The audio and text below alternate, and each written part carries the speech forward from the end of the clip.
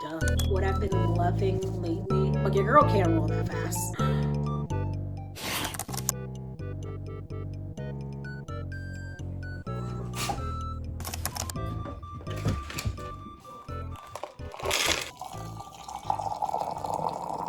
Good morning, you guys. Welcome back to my channel. My name is T. If you haven't seen my face before, and if you have, welcome back. I had to brush my teeth before I got on here and decided to talk to you guys because I felt like that was rude. This morning I wanted to get on here and have a little bit of a morning sesh because I haven't seen you guys in a little bit. I don't know if you guys have missed my face or what. I got my tea to warm me up because it is a little bit cold this morning. I feel like depending on the day, I could be a really heavy, and today is one of those days because I ain't got else to do. We're gonna start off strong with, I'm not gonna show you guys my bowl because I've used her already and it's pretty bad. This morning we're gonna be seshing out in two different things. I have this gravity that MJ Arsenal just released. I will be packing a cone. I usually don't like packing cones. We're gonna be session on this first and then we're gonna go ahead and pack a cone. I would show you guys the bowl, but like I have already used her and the bowl's kind of gross. It looks like exactly what it looks like it's been used. I haven't been on camera in quite some time. I low-key kind of forgot how to talk to a camera,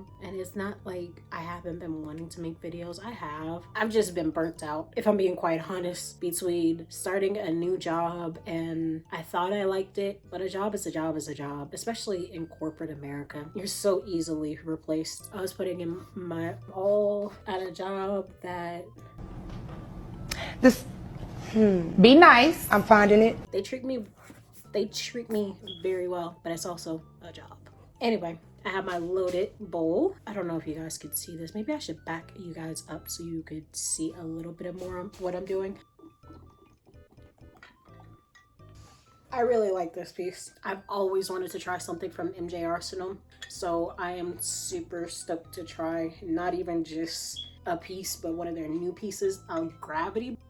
The glass is super thick, no notes. A lot of people on my TikTok keep on asking me to show a collection, like a piece collection, and I'm not exactly quite sure how to do that on TikTok because TikTok is very fast to flag a video if you show up in there, if you show a lighter in there, you say the wrong words. TikTok is very quick to take down, so I'm not really sure how to do a piece collection. I might just have to do one for YouTube. I'm not even really that big of a tea drinker. I'm a big water person in the morning. Like I could fuck up me a cup of water in the morning, especially with some lemon. I could fuck that up. I'm trying to get better about that and actually drink hot, or not hot, but like warm waters, especially with these upcoming cold months. And I don't necessarily want to drink coffee because my mom used to be super addicted to coffee, and if she didn't have her coffee within like an hour of waking up, she would have a migraine, and my mom would like just totally be a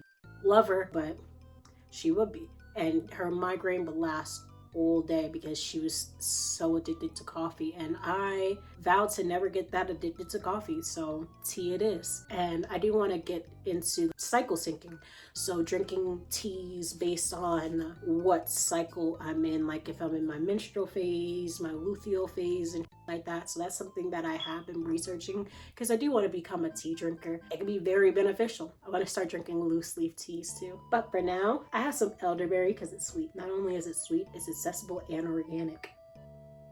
For my cones, I will be using the king size Lazy Susan because duh, like if you're gonna have a cone, you might as well have the correct cone. I either usually have a piece, or what I've been loving lately is camel wraps. Like a good camel wrap leaf. It's not tobacco, but it definitely hits like a tobacco leaf. Look at that, I got a purple tray for my purple cones. When I was younger, one way that I learned how to roll was, there was this older man who did not mind us smoking in his house, but we had a rule for him, and he would get hemp wraps. He wouldn't get any tobacco or anything like that, but if you smoked in his house, you were rolling his blunts. It was a great time. I learned how to roll. Like I could pearl me a nice blunt. It may not be super fat, but it may be super fat to some people. Like if I roll for my older sister, she thinks my blunts are too fat. If I roll for my boyfriend, my blunts are not fat enough. So it just depends on who I'm rolling for or rolling with. I also feel like I could roll faster than I could pack. Like all this time I'm sitting here running my mouth, and I'm just about to be done rolling, or not rolling, packing. Yo, there's this girl on TikTok. She could roll her joints in like 15 seconds. And someone tagged me in the video, and I'm very flattered by it. But your girl can't roll that fast. Especially not no papers are a little bit different for me than rolling a blunt. I could roll me a blunt easily. I could do that one hand. Actually, I don't recommend this, but I have. I rolled a blunt one-handed because I was the only one who knew how to roll, and I was the only one who was driving. So I pulled off on the highway and I rolled that blunt with one hand while driving. Yes, indeed, Steve. Do I recommend it? No. Anyway, here's my joint. Yesterday, I went to a Mexican restaurant, which honestly, I don't recommend going there unless you know fluent Spanish, or if most of your people are fluent in Spanish, or you're Hispanic, because they treat you very, very poorly. And I went there, and I've been there several different times. I've been there with a whole bunch of Hispanics. I've been there with white people that are fluent in Spanish, and then I've been there and it's just me and my boyfriend, and night and day difference on how they treat us. And the waitress, like I said, it was just because I'm black, and I will never go there unless like the food is super good and the service is normally super good. But like I said, if you're not Hispanic or are fluent in Spanish, night and day difference on how they treat you. The whole point of me bringing that up is because boy oh boy, I had me a edible before going in there, and I hit a dab right before going in there, high as tight. And I was saying that because that dab was supposed to be a chaser for that edible, but really the edible was a chaser for that dab, because I was so high. But that was the best sleep I've had in a long time. Oh my gosh. Maybe that's why I'm up at like 7 a.m. this morning. Anyway, I'm gonna clear this bowl, and then we're gonna spark this joint. We're gonna read us some conspiracies. Like, thought it'd be fun if we could find one on Reddit.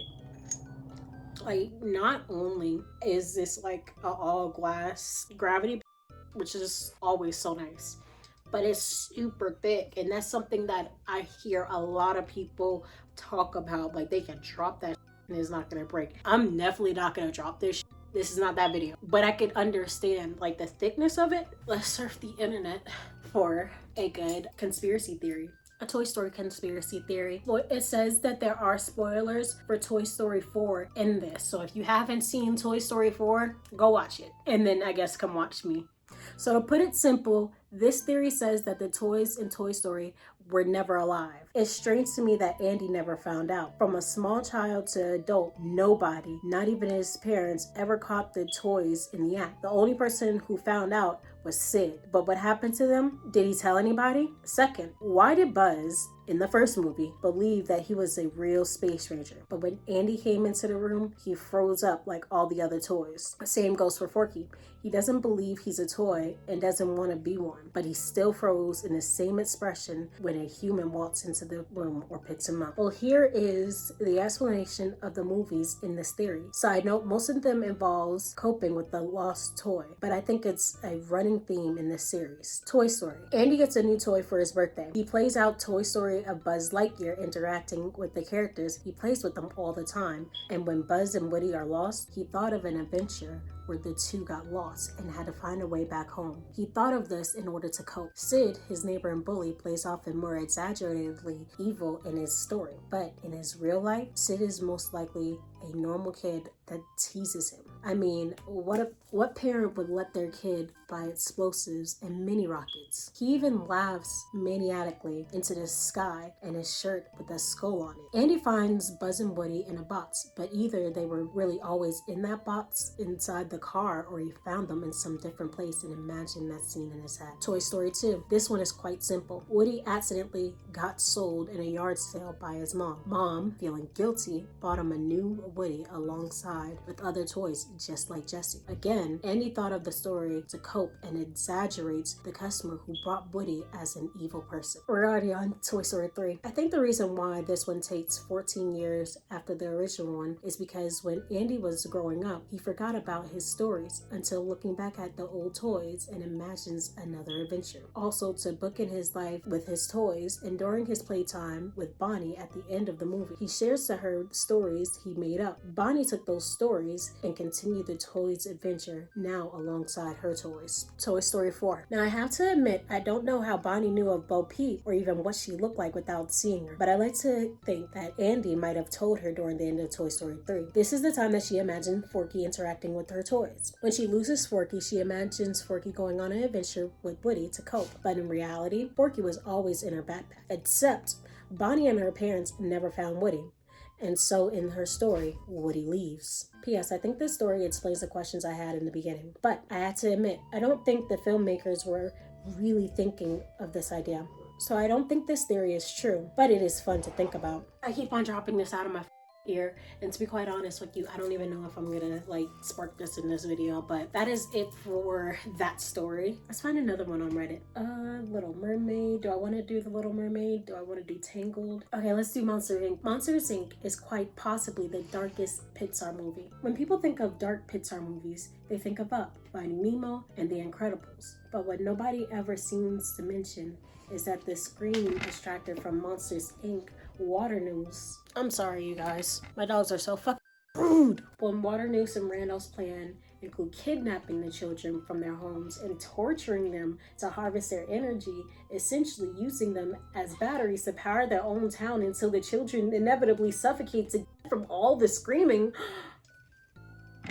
Sure, the machines was never actually used on a child in the movie, but the very idea is darker than that, and all of the other Pixar movies combined. That's crazy. Oh my gosh. I think I'm gonna go spark this online. If you ever want to see any of my live streams, I do them randomly on my TikTok. I do them randomly on my TikTok, so make sure you're following me on TikTok and all my other socials that see me when I'm not posting on YouTube. I promise I'm gonna get more consistent on YouTube. But anyway, if you made it this far into the video, definitely let me know if you knew either one of these conspiracy theories. If you guys want more conspiracy theories, I could definitely do this. This was extremely fun, actually. And that's how we could actually spark the J, because I was just too fried, and I was just so excited to start getting into the video. But anyway, if you like this video, make sure you like, comment, subscribe, and I will see you next time.